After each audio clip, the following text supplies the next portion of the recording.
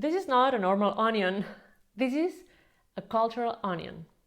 In 2004, Dr. Edgar Schein wrote a theory trying to explain how culture works.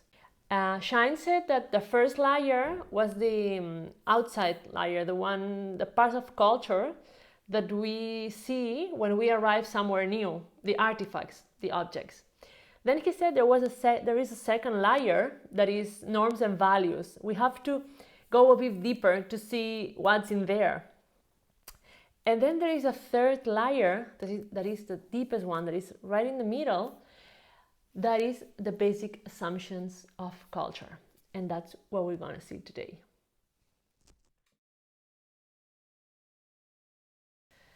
Let's start saying what culture is, a very general definition, okay? Culture is a particular system of meanings that fosters a particular sense of shared identity and community among its group's members. Important to know that we are not born with a culture, that culture is learned, and culture is not equivalent to national cultures, okay? You might be from Spain, from Italy, from Japan, so it doesn't define yourself. There's a lot of cultures in every person. National culture is just one of the possible cultures that we can see. The external layer are the artifacts of cultures. The first things we notice when entering a country or a culture: objects, colors, shapes, faces, buildings, architecture, nature, clothing. Okay, for example, India. The first time we go to India, we see a lot of different cultures. There's a lot of smells. Architecture is different. The landscape. India is very intense for all of us the first time we go to India. So all of that we see when landing, that's the artifacts of culture. The first things that are obvious that we can see with our senses.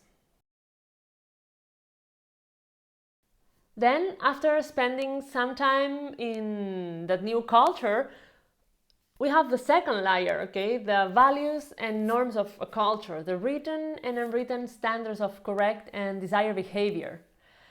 For example, it doesn't need to be international.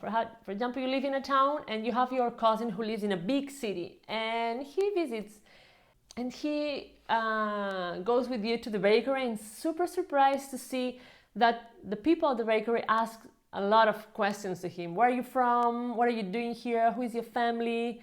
How long are you staying in town? And he is pretty overwhelmed with so many questions. But that's something very normal in a town where everyone knows each other. So, and he's sort of upset with that behavior. And then you help him understand that in a city, everything is more impersonal. So you are more...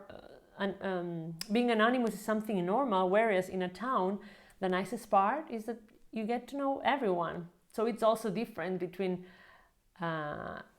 urban culture and town rural culture. Okay, it would be an example. But also, for example, in going back to India, shall I take my shoes off when getting inside a house? Can I touch a kid's head to say hello, as we do in Spain? Shall I do handhaking if I want to make business with someone from India, or should I just lower my head and do a bow, or I should use the namaste or namaskar greeting, or is it just for spiritual greeting? Okay, so all those unwritten norms or written norms that we don't know are part of the second layer. But the most important part, the core part of culture, is the deepest layer of the onion, the basic assumptions of culture. The abstract and invisible assumptions that we learn as kids and that we are not even aware of. We usually learn them before the age of 7, and they rule the perception of the world around us, the judgments we do of what is right and wrong, what we consider normal. This belongs to the deepest layer and therefore is the most complex.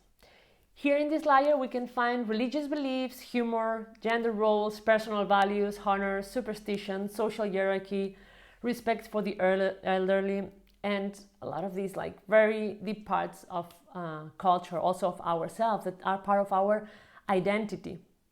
In India there are thousands of gods. You may try to understand Hinduism, but as you didn't grow up with that religion, it might be very difficult to understand what it really means, all the rituals around religion. In Cusco, in Peru, they celebrate the month of the Pachamama, the month of the earth, in August, having a lot of rituals to thank the earth for everything the earth is giving, because it's very important. As they live so high up in the mountains, the crops really depend on nature, so they are doing these rituals that might be a bit weird for non-Cuscanians or non-Peruvians to understand, even for Peruvians who don't live in the countryside. Or for example in Andalusia, where in the south of Spain, they show their devotion to God and the virgins by doing processions and celebrations that might be a bit weird for the rest of the world, even for people from Andalusia themselves, if they are not Catholic believers. Okay, we might get confused with all the messages around those processions. So all that comes from a very deep belief and value as part of this like deeper, the deeper layer. There are the basic assumptions of culture. So one question before finishing: do you think you are a completely free person, that your decisions are not influenced by anyone or anything? Well, you can think it's like that, but actually it's nothing personal, but culture is everywhere. So we better accept that we are influenced by it, that our decisions, the way we are, is also influenced by the place we grew up in, by that context. Only accepting this influence, we are able to change behaviors, thoughts, language, and ways to see and understand the world.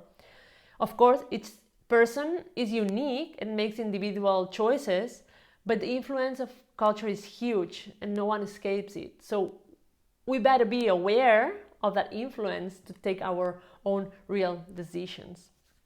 Try and see what happens. This is Anna, and this channel is Ideas on Tour. If you like the video and want to keep learning about culture, diversity, interculturality, and how it can help you enjoy and understand the global world we are living in, don't forget to subscribe to the channel. Thanks, bye, adeo.